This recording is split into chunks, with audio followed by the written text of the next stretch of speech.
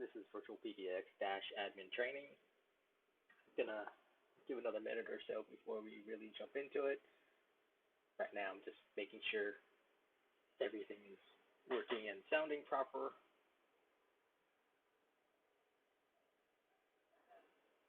And then we can get going. If you are a vConsole customer, we are no longer doing the live trainings for the vConsole.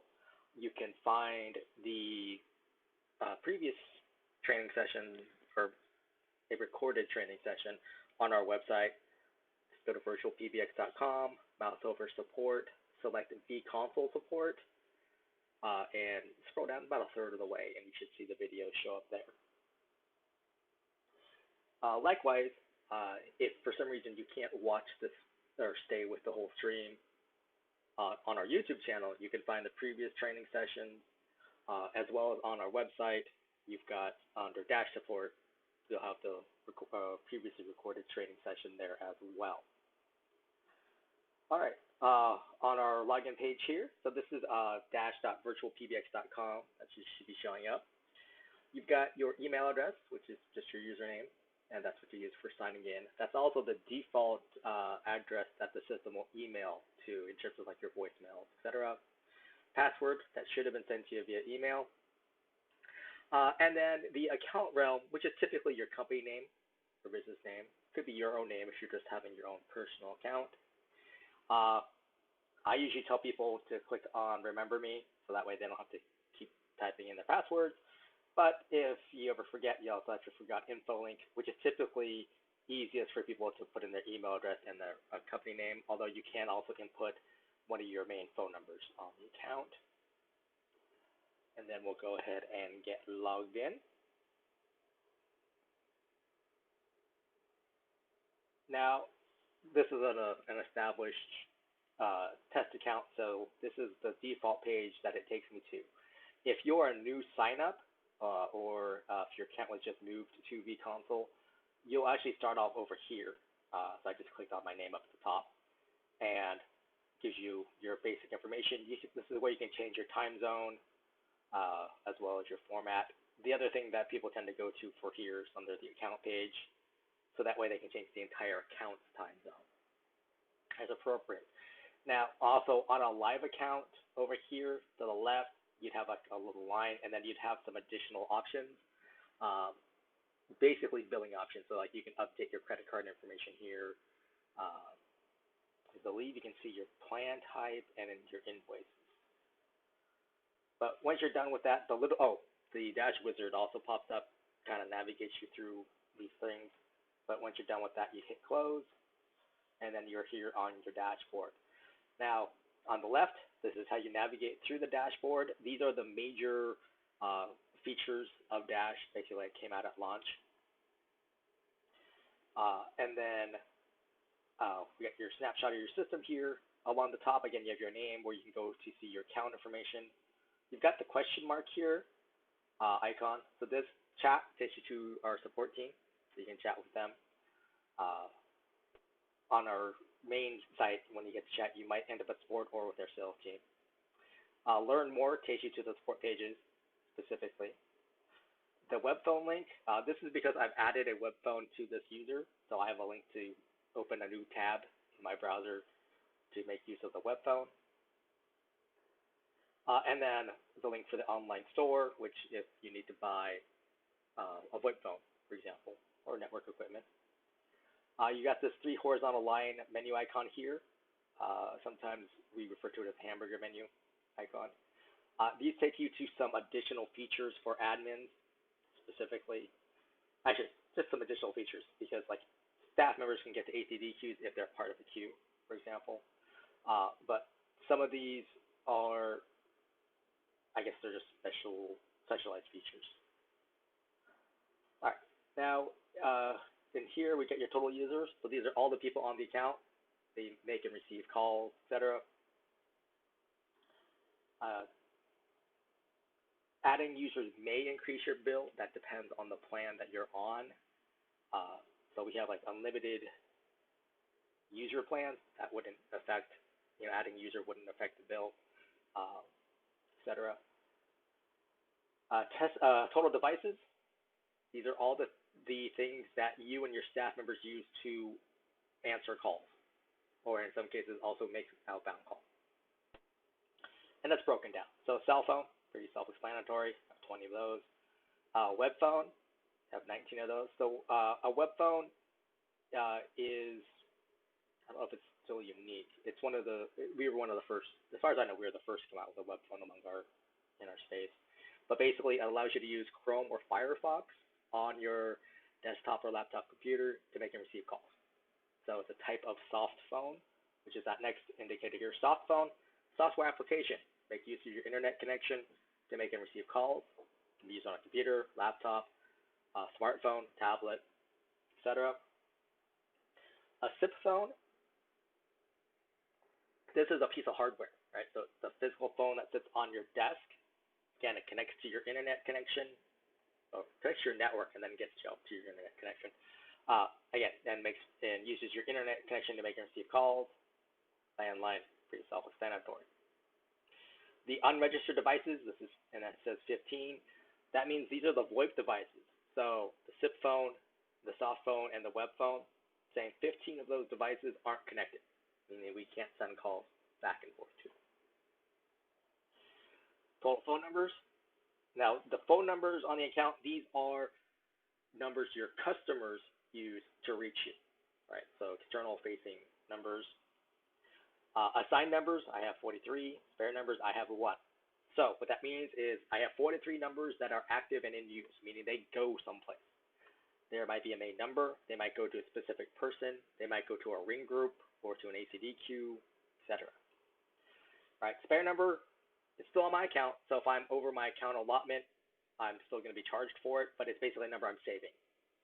Whether it was we just had a promotion and it ended, and I don't want more calls on that number, or like, hey, it's we're going to get ready for holidays, we're going to have a special promotion, let's have a number so we can keep track of the calls that come in on that phone number.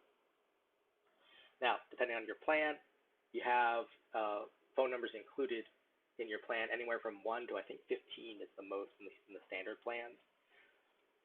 Right, so those are included. So you can add up to that many in terms of either buying new numbers from us or porting them in. And then once you go over that, it's $4.99 per month per phone number. The next breakdown, USDID versus US toll-free. So toll-free number, 8800 number, 888-877, all the way down to 833 currently.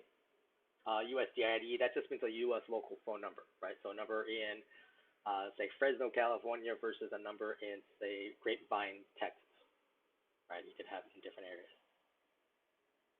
Conference bridges, excuse me, have 5. That means I've enabled the ability to host a conference on 5 of my users. Over here to the right, you've got your main numbers. So all of these phone numbers are numbers that customers can call into, and they get to my main, and these numbers all route the same way. So in this case, say like I'm having them go to my auto attendant or my virtual receptionist, right? So they're all going to have the same greeting, and people navigate through the phone system that way. Conference number. This is a phone number people would use to go to one of these 5 conference bridges. You can have multiple conference numbers. Obviously, you can have multiple main numbers. Fax box number. You can only have 1 fax box number, but this is so you can receive faxes. Right, that's what that number is for. It also enables the ability for the account to send faxes out. The company directory. This is just a download the text file, so you can see what everyone's extensions are. The soft phone directory is also a download thing. This is new. This works with our desktop soft phone, and so that way you can import all your company contacts into your desktop soft phone, or at least our desktop soft phone app, and that way you can easily contact your people. Store discount code. Just for being a Dash customer, you get a discount in our online store. And then the account realm, you use this for a couple of different things. One is to program a third-party device. So like if you're going to use a soft phone application, say X-Lite from Counterpath, you would use the realm to help program that. This is also used in outbound faxing. So on Dash, sending out a fax is an emailed fax So you create a new email, right? In the to field, you put +1 area code and phone number of where you're faxing to, a little @ symbol, and then your account route. And then you simply attach a PDF or a TIFF file, just one attachment per email, sends it off. There's no point in typing in the body of that email because that's just the delivery mechanism for the attachment. And that's what the attachment is what's faxed, not the email. All right, up here at the top here, we have got caller ID. So this is for your main numbers. Unfortunately, my streaming software sometimes doesn't let the pull down show properly, but you can choose any of your main numbers. Then you've got the company caller ID name or CNAME. This is 15 characters, including spaces or special characters, and that's an industry standard. But once you click on Save Changes, that gets transmitted out to the other carriers that support CNAME. Takes about 3 business days for all the servers to get updated. But then basically, once you make an outbound call, say from a SIP phone, then the CNAME information is attached to your call as it goes out. Now, not every carrier that a call routes through supports CNAME because that's an individual business decision, so we can't make them do it. So if a call happens to route through one of those carriers, your CNAME information will not show up at the destination. And if you're testing this, just be aware, like if you're calling, say, your cell phone, one, if you have your phone number, your business phone number programmed into your cell phone, the cell phone's label will override anything we send. But on top of that, like cell phone providers, some of them charge for CNAME information, right? They might have a free trial. I know, like years ago when I first signed up with AT&T, right, that was like, hey, try this for 30 days. And it was cool. It was nice, you know. I got CNAME information, but after, I didn't want to pay like the $10 a month or whatever it was that they wanted for that. Even for the carriers who do support CNAME, it's not their highest priority, right? Their telecom first priority, connect a call, followed up by the caller ID, the phone number. So if they have like heavy call volume, say like during election time, the CNAME information might not go through. And obviously, if they're having an outage, you just want the call to connect.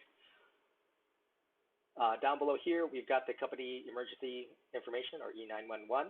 This would be your headquarters address that you would want to put in, and this would be the default information that is sent from, so if a VoIP phone user picks up, dials 911, this is a default information that's sent to emergency services. And then click on Save Changes. And that way all the information gets updated. All right, hold music. So hold music on Dash, it's designed as, or defined, is when a call has come into a user and that user has picked up and then they press hold on their VoIP phone. At that point, that's when the hold music plays. Now, you can upload your own file. It just needs to be a .wav or .mp3. You want to record in mono. And you want the file, currently a file size is restricted to 1 megabyte or less. In mono. But then you would click on little upload and then click on Save Changes. There is a default file in play as well. Ours is actually part of main number, so we're going to go ahead and just click on main number. All right. So up top here, you got your main company numbers. If you want to add a number, you can either add from spare or you can buy a number. Right? You've got your choice of local or toll-free. If you choose local, you just need to pick area code.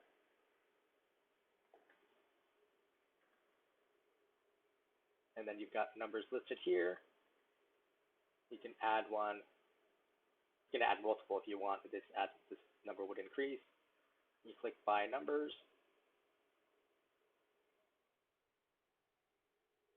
And the system will activate it. And then it adds it right here to your main numbers. Now, any place where you can add a number like that, same process, right? Either you choose either local or toll-free. and it'll add it right to the spot where you're at. So like if you want one of your salespeople to have their own phone number, and do it right there, etc. And I'll show you those spots as we go through it. Now let's say, hey, I got a lot of numbers and I'm being charged for it. I don't want all these numbers. So the first thing you need to do is unassign a number, but that doesn't get rid of it. You'd actually have to go over to your numbers tab here under spare, and then when there any of your spare numbers you can remove from your account. You just put a check mark here, got the option to delete.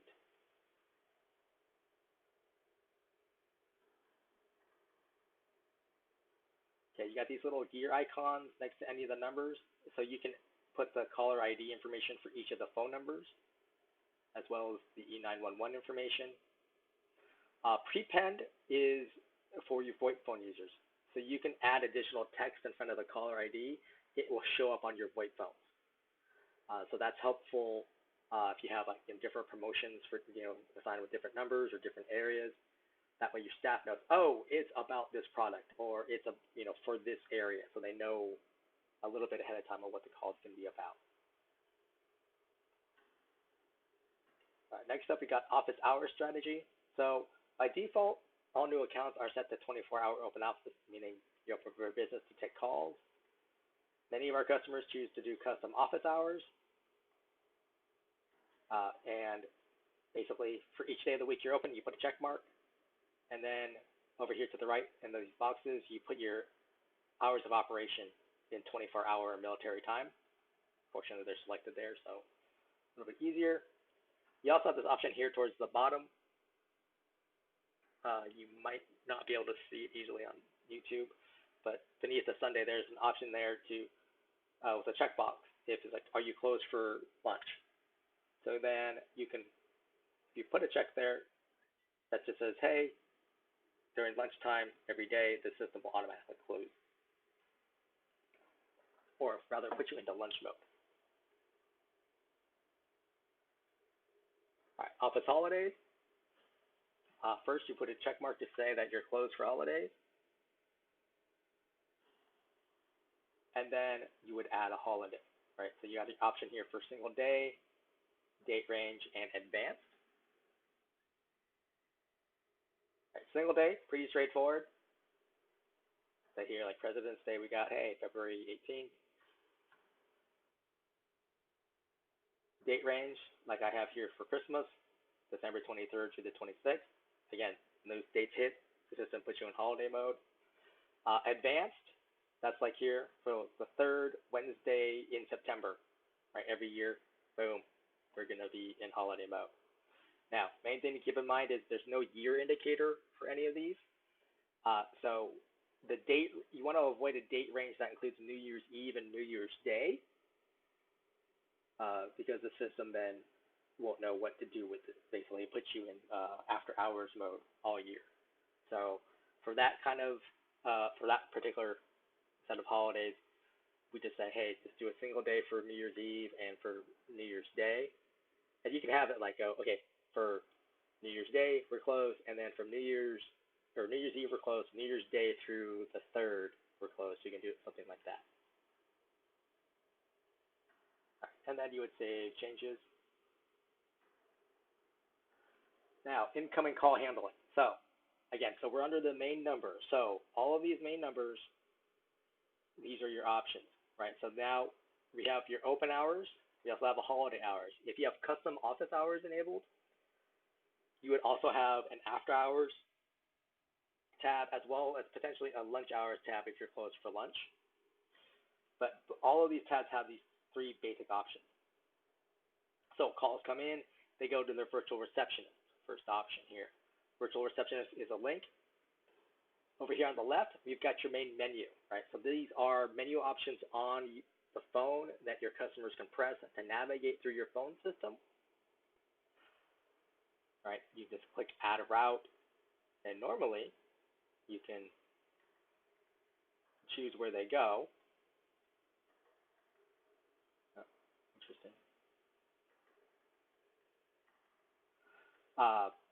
And then, so you choose the route, 0 through 9. Then, where do you want them to go? So in this case, I'm sending call when people press 1, they're going right to John. They're pressing 2, they're going to David's voicemail. 3, they're going to the support voicemail. 4, they're going to Bob. But you have plenty of options here. So let's, right, you can send them to the directory so they can search for the person that they want to talk to. Got users, right? You can send it to a particular user. You can send it to a queue. This means an ACD queue. Now, ACD queues have an additional cost associated with them. So that's something to keep in mind. Further down, you can send it to a specific device.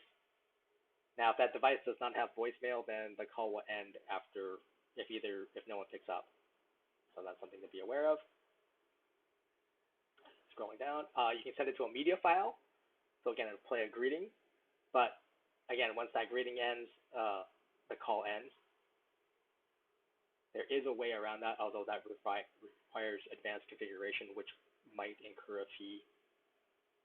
Then we have groups. So the shorthand for ring groups, like a department, for example. And then further down, you've got voicemail boxes, which we already have an example of.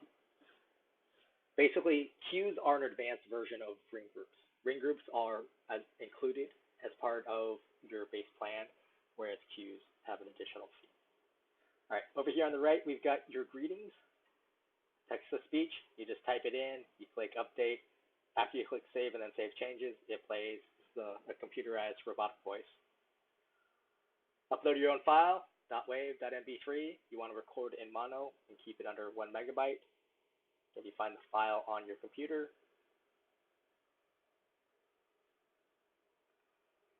And then you would update. Choose from existing recordings. So anything you've already have on the system, you can choose from. Recorded over the phone. So by default, this is associated with a VoIP phone on the account. But basically, you call your main number, and especially if you don't already have a greeting in place, the system will actually prompt you. Will tell you, hey, there's no menu here, and you would enter in the PIN, and then it'll walk you through recording it. And the PIN number is specific to the time of day, right? So right now, this is open hours, so that PIN number is only for open hours. If I was trying to do my holiday greeting, I have to make sure the system is in holiday mode, right? I can get the PIN number ahead of time, but I need to put the system in holiday mode. Then I can call in and record the holiday greeting over the phone. Another caveat to worry about, or to know about, I guess, recorded over the phone will replace the existing recording. So if you already have one in place, right, so we'll call that greeting A, it plays normally. If you want to record over the phone, right, so you call in greeting A is playing, you hit your PIN number, and then it walks you through recording it.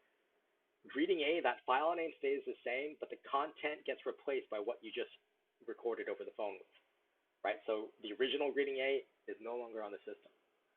That's one thing to be aware of.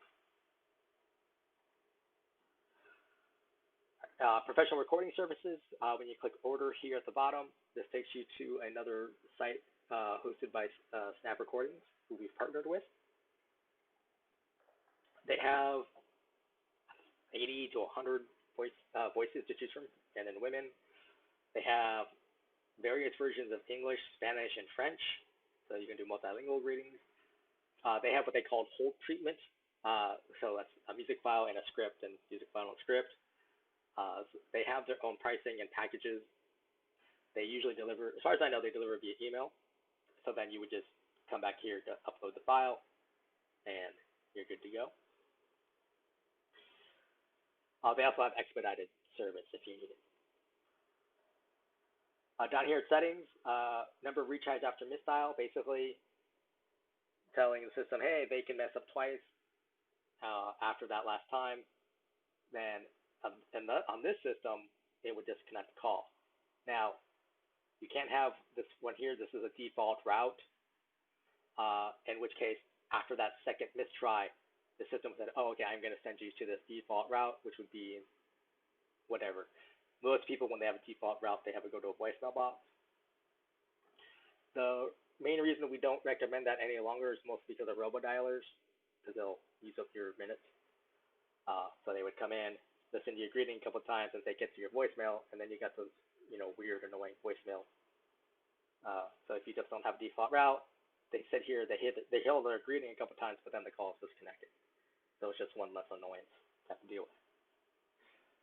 Now, any changes you make in the virtual receptionist, whether it's just on the menu, the greetings, or both, you have to click Save here, and then you need to click Save Changes here. All right. So next option, calls come in. I'm offering it to Bob. If Bob doesn't pick up, it goes to the virtual receptionist. And again, it's that same virtual receptionist we just went over. Now, you still have other options, like you can send it to a queue, right? So multiple people have a chance to answer the call. Specific device.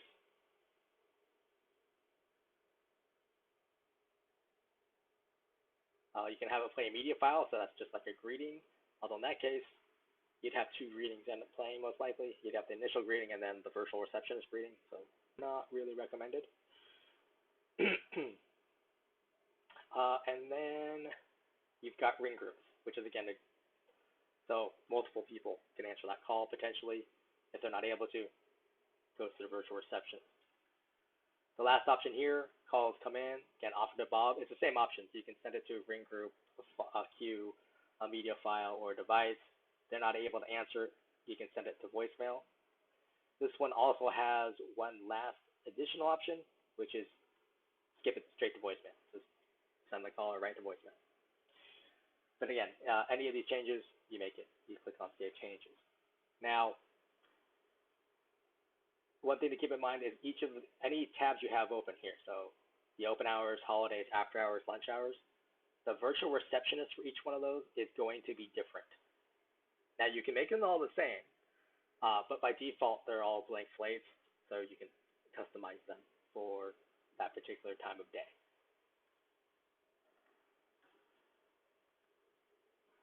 All right, main conference number. Again, you can add from spare or buy a new number. You can type up a greeting specific for your conferencing. Basically say, hey, thanks for calling our conferencing.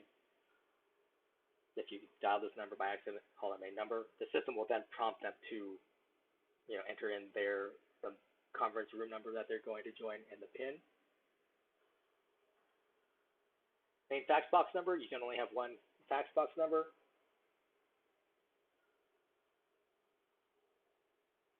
You can edit the fax box. Now, this is a test account, so the fax box doesn't actually work properly. On your systems, when you click Edit the fax box, you'll get two fields that will show up. The first field, that's for who's going to receive the faxes. You can generally just put in an email address. They're going to get emails anytime a fax comes in. It's going to be a PDF file.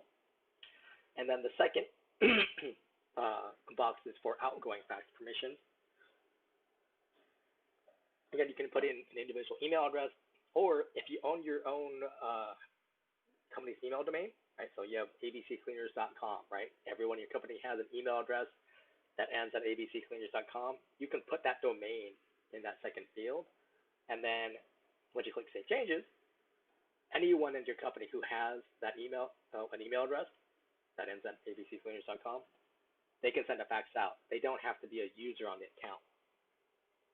And it would just be, create an email, put +1 area code and phone number, @ symbol, and the account realm, and just simply attach a PDF or a TIFF. All right, numbers.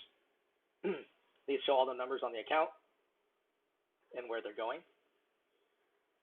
All right, spare numbers. So, hey, these are numbers you're not using. If you don't want a number anymore, just making sure it's under the spare numbers. Put a check mark. Click Delete.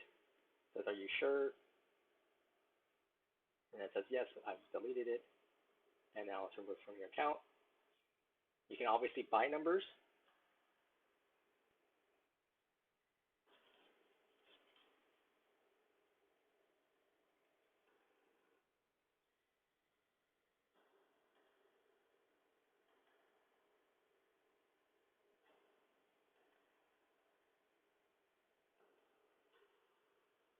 If you need them. But again, if you buy them on the numbers page, it puts them in the spare numbers. So they're not active numbers on the account.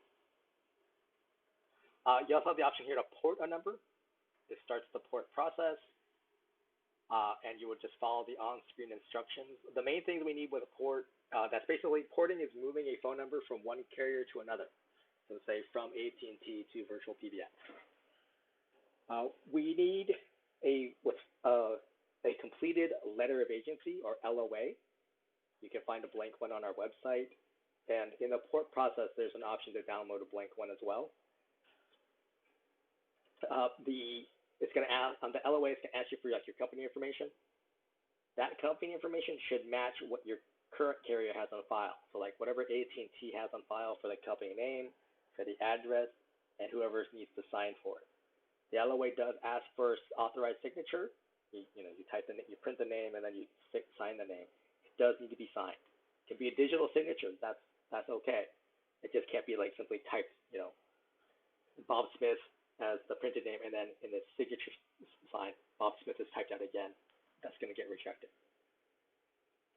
And for local numbers, we also need a copy of your bill from your current carrier. And in the port process, you can upload the completed LOA and the bill copy. You basically just have to follow those on-screen instructions. If for some reason that port process doesn't work, or you don't think it went through, you can also email porting@virtualpbx.com with those documents, and we can still initiate the port process. You don't have to do it through the port link here. All right, users shows all the users on your account. Add a user is up here at the top. You put in their name, the email address for login. That has to be unique for each person, and then you create a password.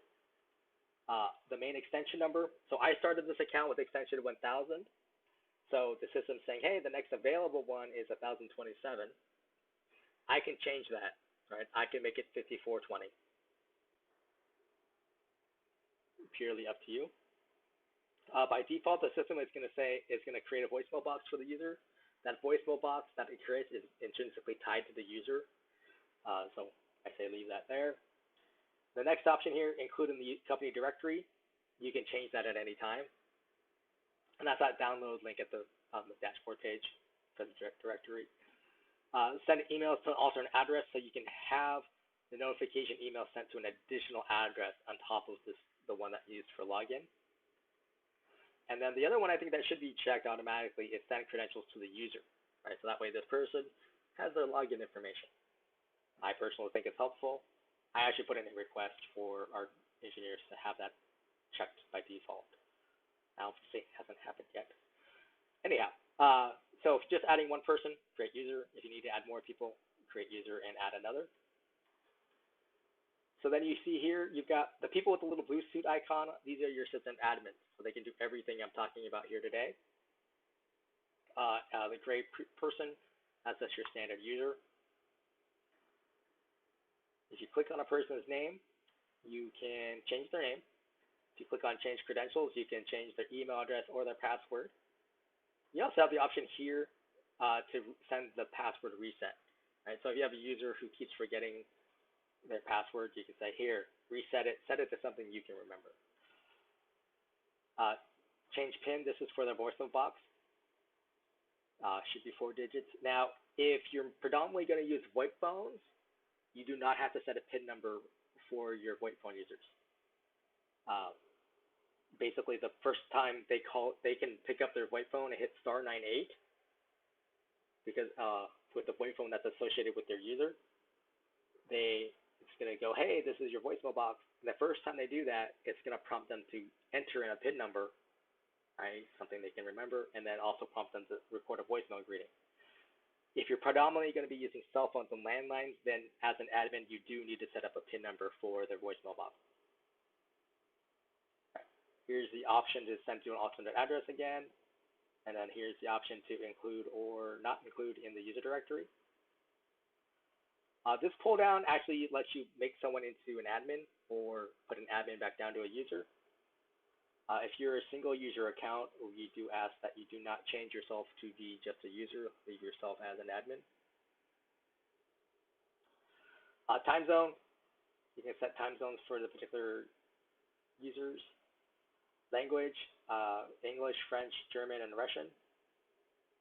The rating timeout, this one is set at 45 seconds. The default is actually 20 seconds when you create a new user. And that's basically what this is how much time the system will try to reach the devices that a user has. So in this case, 45 seconds. 20 seconds is usually plenty of time, especially for a landline or for a VoIP phone that's hardwired in, right? Got an Ethernet cable or in some fashion. Now, for cell phones, especially, you'd want to make sure it's 45 seconds to 60 seconds, and that's because it simply takes longer to route a call to a cell phone than it does to, say, a landline, right? Because every time you receive a call on your cell phone provider has to find you first. That takes time as far as the call system is concerned. An extension number, pretty self-explanatory, and then caller ID privacy. I don't remember what all those options are. That's relatively new. Extensions. Users can have multiple extensions. You can just add that number in. The best case or use case I've seen is actually our VP of sales. Whenever a salesperson leaves, he immediately takes over their extension number. So that way, any incoming calls, he can make sure they're handled, or any incoming voicemails, he can say, hey, got these voicemails, and he can then parse them out to the other sales staff. So we're not losing any potential business. Phone numbers. Again, users can have their own individual phone numbers. You can either add from spare or buy, right, local or toll-free. Just remember you click Save Changes. Devices. So you can add devices directly to the user. All right, so SIP phone. Again, this is that physical phone that's on your desk. Find the manufacturer of the phone you have. If it's not listed here, you'd have to use a soft phone, which we'll cover briefly. But if your manufacturer shows up here, you just click on them here. You find the model of the phone that you're using, and then you give it a name, and then you put the MAC address. The MAC address is on the phone itself, typically. It's usually a sticker on the back. I believe some phones you can also, you navigate on the phone itself to find the MAC. You might need to refer to the phone's manual for that. But then you would click on Create Device, and then you would click Save Changes. Now, on the phones, as far as I know, every VoIP phone has a web user interface. You'd want to log into that, and then you need to add in a URL. Like I know Cisco has an auto provision section. I believe Yealink does as well. But you put the URL in there. That tells the phone, hey, go to this page. It does so, and then it'll get the config file based off of the MAC address. The phone will reboot a couple times, and then it's ready to work. Right? It'll show up as a green device on here. You can make and receive calls from it. You'll be able to use most of the built-in features of the phone. Now, that particular URL and the instructions we have on our website, just under mouse over support, click on Dash Support, and you're going to want to look at Auto Provisioning Phones document, and we'll have the URL that you need. All right, cell phone and landline are essentially the same. You give it a name, you put +1 area code and phone number, and then you click on Create Device. Now, when Dash offers a phone to a cell phone or landline, like the sample one I have here, right? This is the default settings. So what happens is that device will ring, right? Say your cell phone. When you pick up, you're going to hear a message. If this is a forwarded call, please press 1.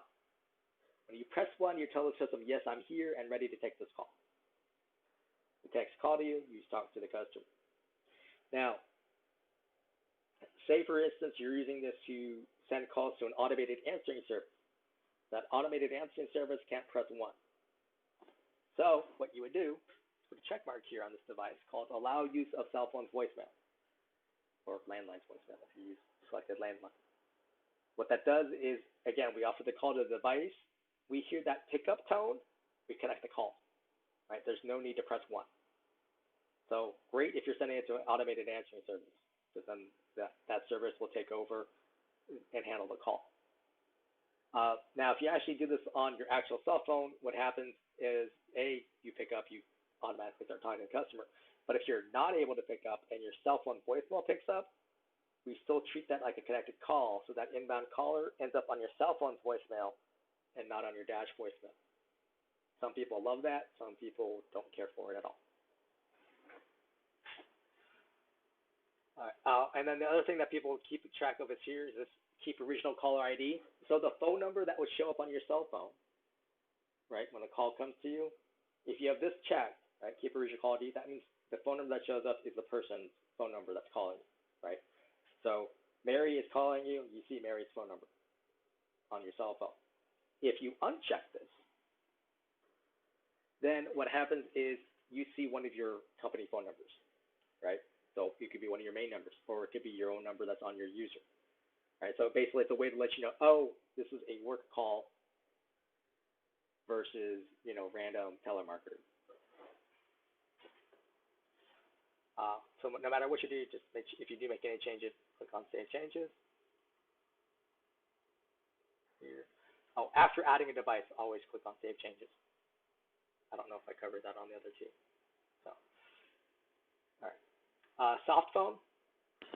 Got a little warning message here, basically saying, hey, soft phones by their nature can be all over the place, so just make sure you have the correct location set up for it. Now, by default, the soft phone starts off as a third-party device. So like you're going to program X-Lite to work with us, or your VoIP phone didn't show up under that SIP phone list, so you need to use a soft phone. So you give it a name, and then in the case of programming devices, you want to copy and paste the SIP username. If you click on SIP password, you can see the SIP password, and then the realm. You would need these three pieces of information to program what other devices that you're going to use, right? So say X-Lite or a phone that didn't show up on that list. You would click on Create Device, and you would click on Save Changes. Now, if you want to use the VirtualPBX soft phone, what you do is right here at the bottom where it says Use Third-Party Application, you click on that, and it flips it.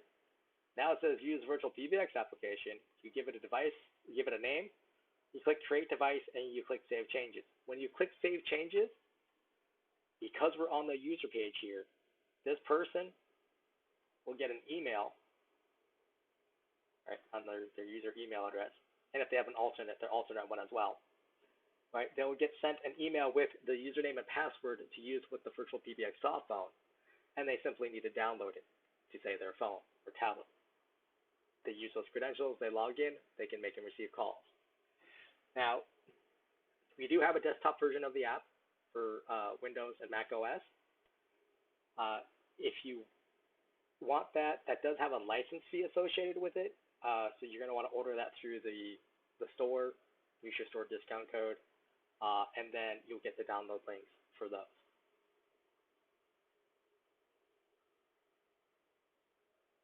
Oh, and then web phone.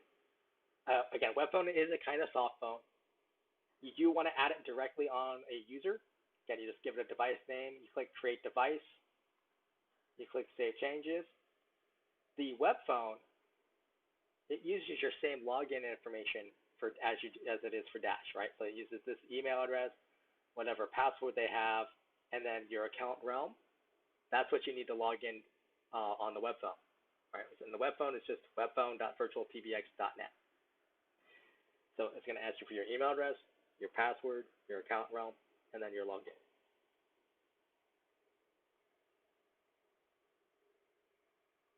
All right, features or user features. A caller ID number. This comes into play for any user who has their own phone number. When you click Enable, basically you're saying, hey, when this user makes an outbound call, use this phone number. Right? And that phone number happens to match the one I have here on my user. If they don't have a phone number, when they make an outbound call, it defaults to the main number.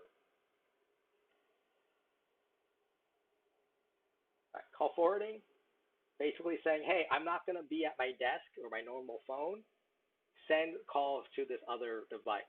Now, that other device is not a device on my user. right? So off, obviously you're not using it. Failover mode is for VoIP phone users. So when I failover mode active, basically what I'm saying is my VoIP device lost connection, right? Unregistered. And a call happens to come in your user at that time, it's going to just automatically send it to this phone number, right? Likely my cell phone. Now, if I turn it on, then I'm just saying, hey, I know I'm not going to be by my desk phone. Send all my calls to this mobile phone, right? And this should not be a mobile phone. That's a device over here, right? Forwarding is temporary.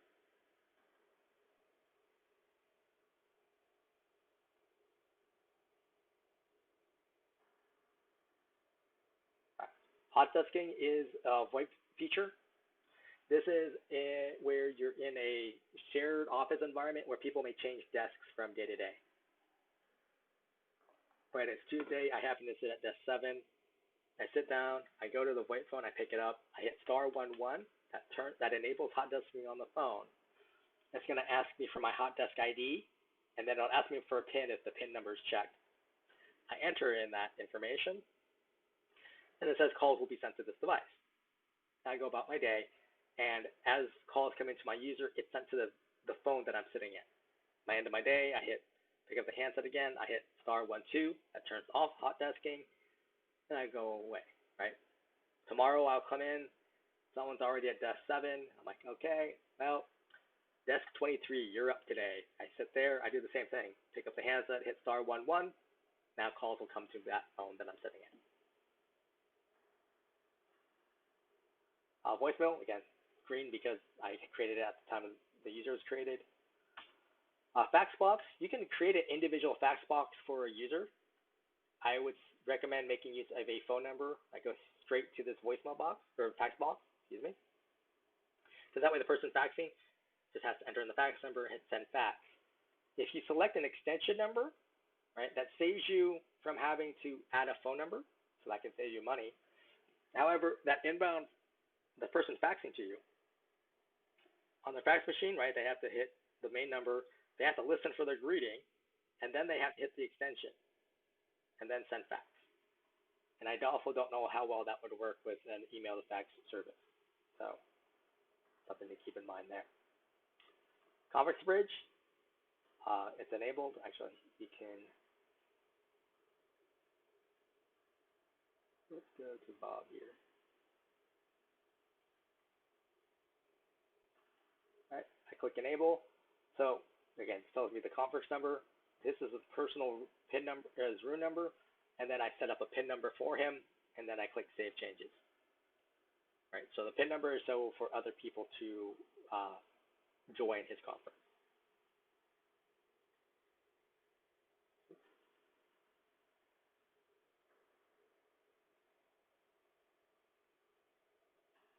Okay, follow me. This is for people who have multiple devices. In fact, here, let's revert that.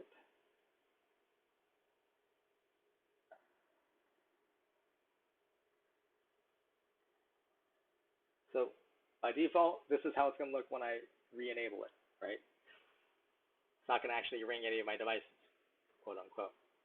So I can choose which devices to have the system use. This is my ring duration up here. So that's 120 seconds. That's actually, fairly long. Some people change that down to like 60. But you can also click distribute. So now it's going to say, hey, it's going to ring this phone for 60 seconds, and then my second phone for the next 60 seconds. I can enable this third device. I can click distribute again. Then it, sends it out to 40 seconds. I can also change the order by clicking and dragging and redistribute. These are sliders, so you can adjust it however you see fit.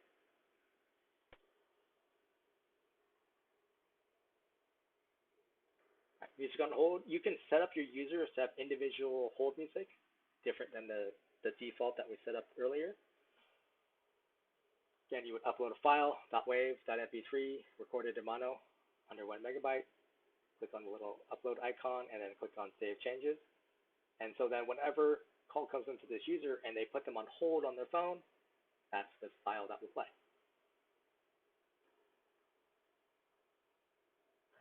Customize call recording. Oops, disable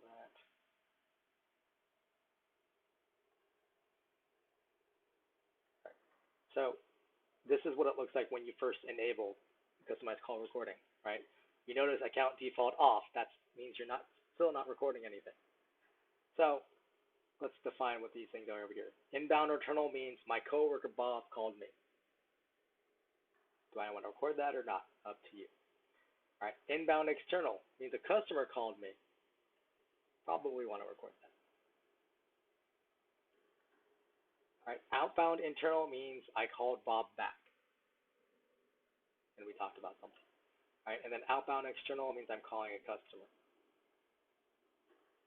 So you can have it something like this, you can do it like that, or you can just leave it off. Purely up to you. And then do not disturb means, hey, send the call directly to voicemail. All right, groups is short for ring groups, basically departments. Adding a group, you give it a name, you give it an extension, and then you click and drag the people that you want to be in that group, and then you click on create group. Once a group's created, you click on the name. You can always change the name. And then you've got the option here for dialing repeats, basically how many times will a call try to come in, or how many times is each user rung, right? So in this case, I have it 3, meaning, hey, it's going to ring through to everyone 3 times unless, obviously, one of my users picks up before that. That's not the option to delete a group. If you click on the members box, now you can see, oh, here's everyone in it. I can add people here. If I forgot somebody, for example, I can remove them, obviously. So, and here is your ring duration. And right now, this is set up as what's referred to in the industry as blast ringing, meaning all of my users are being rung at the same time for the entire duration. Now, I can click distribute, right? So everyone gets an offer in order. Just kind of like under the follow me, right? You can change the order around, click redistribute, and again, you can make it blast ringing like it was initially for everybody. Again, you can do some variations on it if you want.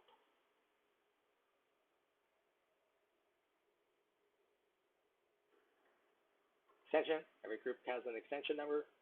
You can add multiple extensions if need be. This is basically so other staff members can send callers to the ring group.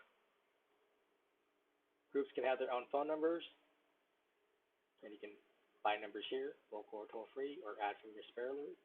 Excuse me. And then we've got group features. All right, so ringback.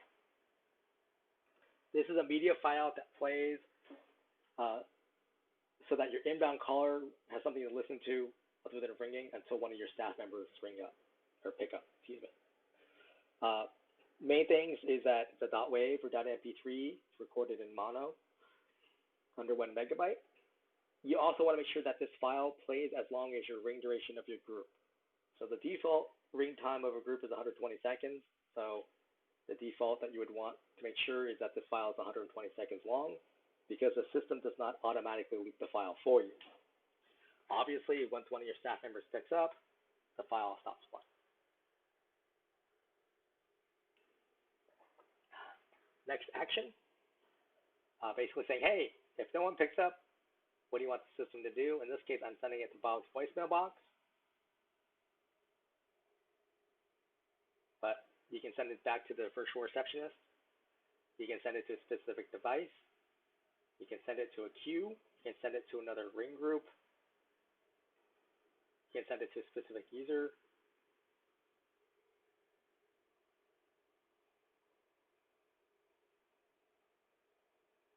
Etc. And then content changes.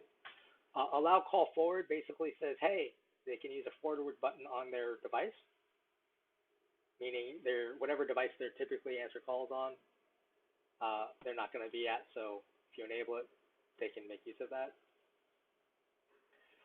Caller ID prepend. This is for your VoIP phone users. And oh, there's my mouse. Okay. So you can either put text or additional numbers in front of the caller ID that shows up on their phone. And this just gives your staff members a heads up about the kind of call they're dealing with. right? Especially if they're in multiple groups or queues. One of the advantages, or a couple of the advantages a group has over a queue. One, there's no extra cost associated with a group. And then the other big advantage is that currently queues can only send calls to a VoIP device, whereas in a group, you can send calls to a cell phone or a landline. So something to keep in mind. Downside is, for instance, if you go back to your members here, say here, if Jean is on a call and another call comes in to the group, right? So if the darn doesn't pick up right away, she's going to hear a call waiting beep on her side. The customer won't, but she will until one of these other people picks up.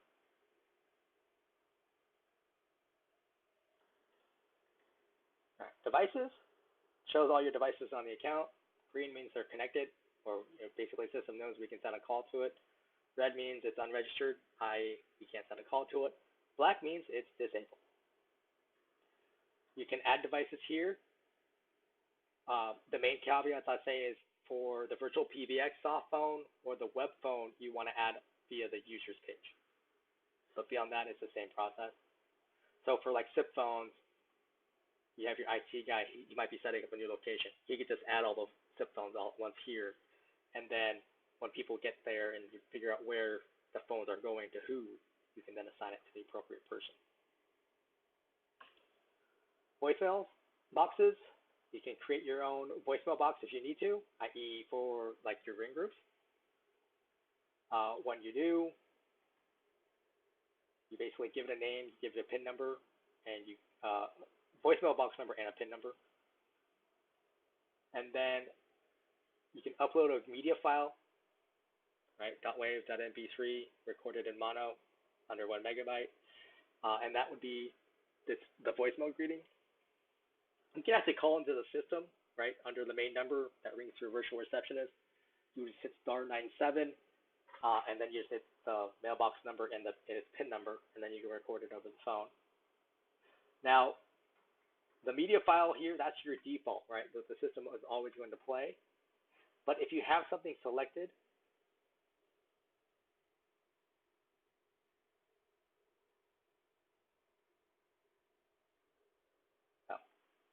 oops,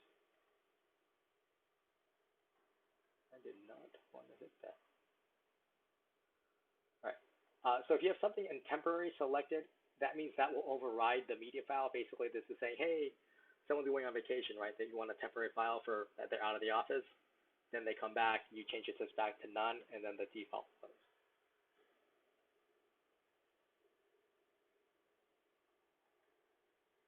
For any created voicemail box, you'd also probably want to add a recipient so someone is notified when a voicemail comes into that voicemail box. You just put their email address, click add, save changes.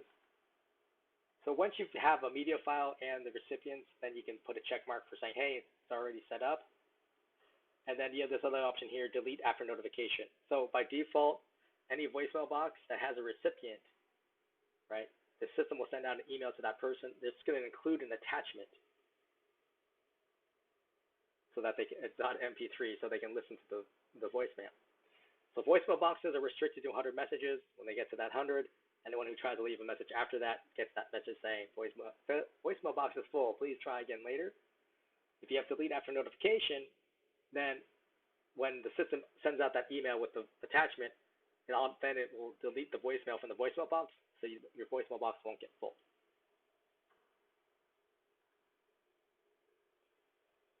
All right. The greetings manager shows all the greetings you have on the account. The name, the source is recording, TTS, text-to-speech, or upload. You can download the file if you can listen to it to see if it's relevant. And if you click on the little wrench icon, you can delete it or change the name. The call logs shows all the call activity on the account. All right, so green arrow to the right, inbound call. Gold arrow to the left means it's an outbound call. You can click on the call to see a little bit more information in terms of where it was going. In this case, it was trying to reach these particular devices. You can see how long. Originator canceled means the person calling in hung up, right? Normal clearing just means the system said, hey, the call ended normally, nothing unexpected happened. You will occasionally see, I don't know if I have any samples on that just because this is, but there's some other messages that can come up. Usually they refer to like some sort of network issue going on with a VoIP phone. But it's basic information. Feature codes, these are things you can use from your VoIP phones, right? So I already mentioned the hot desking ones earlier. But basically, you pick up the handset and you can enter these key combinations to enable. The big one here is probably call forwarding. Your users can set up their own call forwarding. You don't have to do it for them, right? They can either do it by their phone or they can use it. They can do so, set it up via their own user portal. The feature codes are also they're on a web page on the support site, so you don't have to log in to see the feature codes.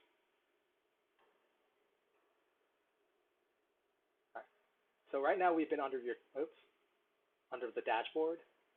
So we have ACD queues. There's also ACD queues Pro.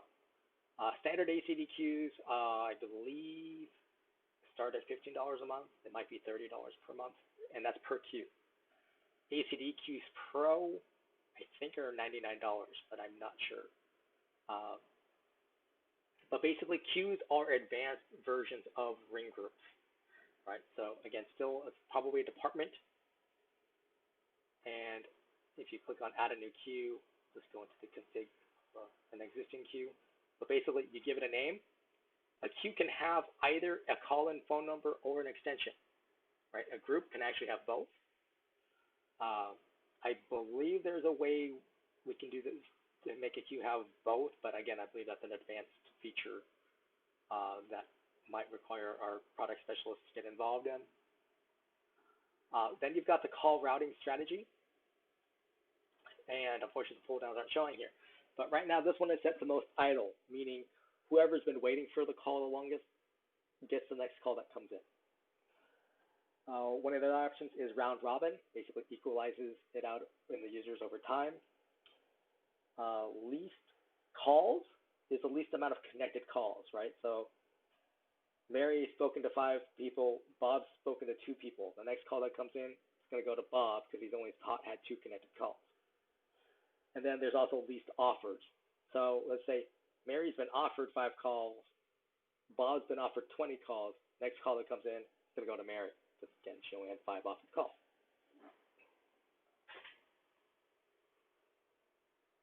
Hold treatment, you can upload a music file, .wav, .mp3, etc.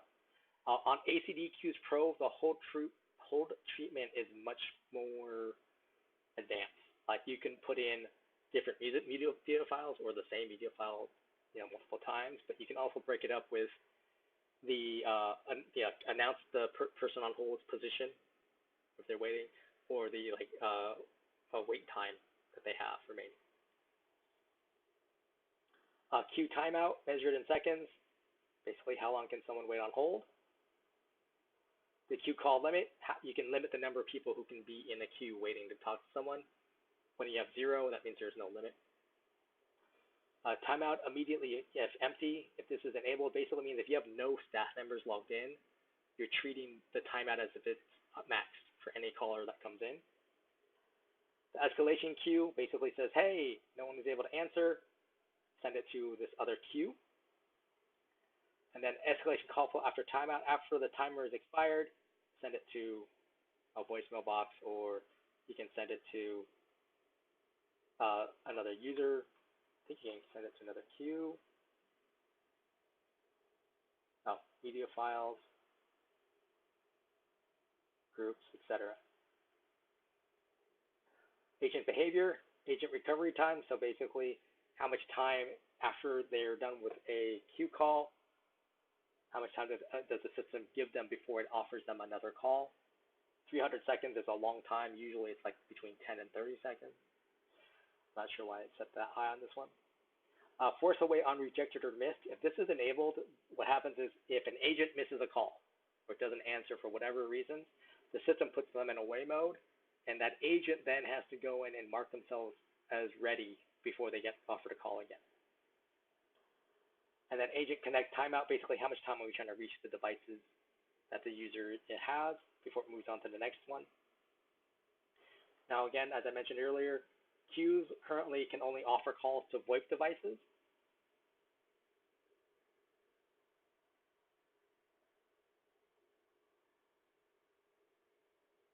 Right, and so for your staff members, right, they would select queues, and here, let me. Right, so this is how it kind of looks when they log in. They would click on begin session. It defaults them into away mode, and then they mark themselves as ready. And then here they can choose which devices to select from, or just have them ring the off. Over here, we've got the little member icon. This is where you would choose who can actually be in a queue. So first, you manage members. The people on the right, these can all be members of a queue, right? These other people, they're not currently set up to be in a queue. You can always move people out.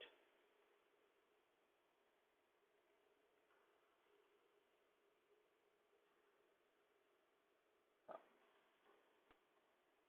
There we go. So let's say I can do something like that, and I can remove those people. Say, hey, you're no longer be responsible for queues, or vice versa. And then when you click on a queue, this is where you would add staff members. So right now there's only Jose there, but you can click and drag other people to be in that queue.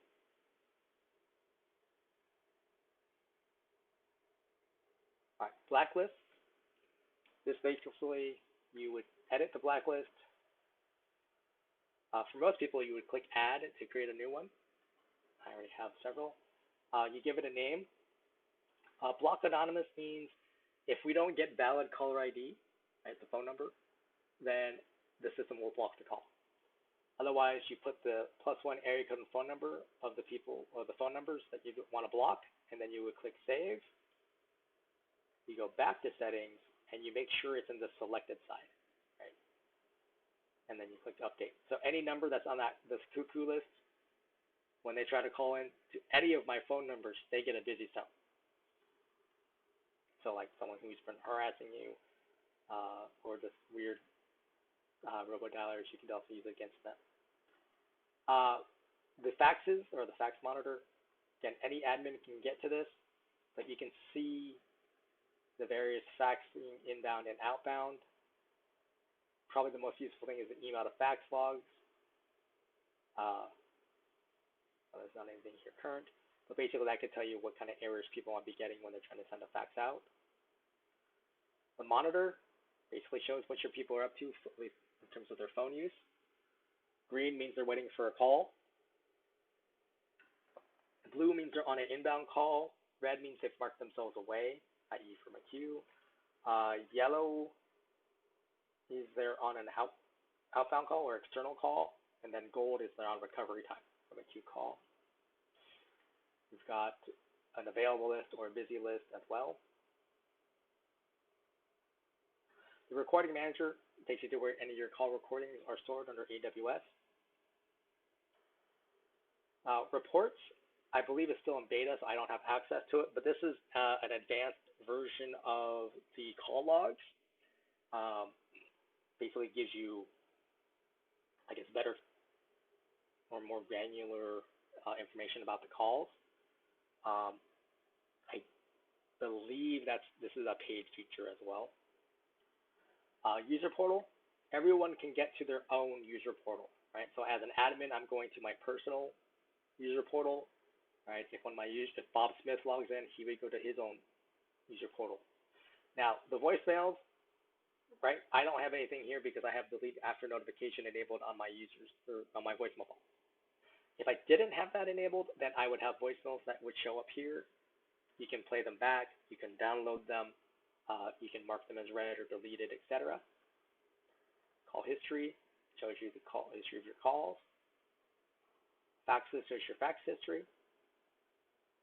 Again, I don't have a fax box on this user. The contact list, this is within Dash, right? So all the users and ring groups, etc., that are in the system, you cannot add or upload your own contacts to this, only within Dash. Conference, so if you have a conference widget on a particular user, they have this feature here, so they can invite other Dash users to a conference. They can lock a conference. They can mute everybody, unmute everybody. They can end a conference. When they're actually in a conference on participants, they can mute a specific person. They can kick a specific person as well. And then over here, they can adjust their own PIN numbers for the moderator or the participants. Settings and devices. This is where on the web page they can enable their own call forwarding. So again, you don't have to do it for them. And they can enter the format here. They can also see the status of their device.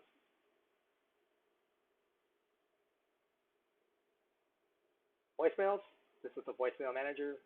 Again, admin can get to any voicemail box on the account and see what they have. Obviously, that means that they can delete them if someone says, "Hey, my voicemail box is full," or you get a customer complaining about voicemail boxes being full.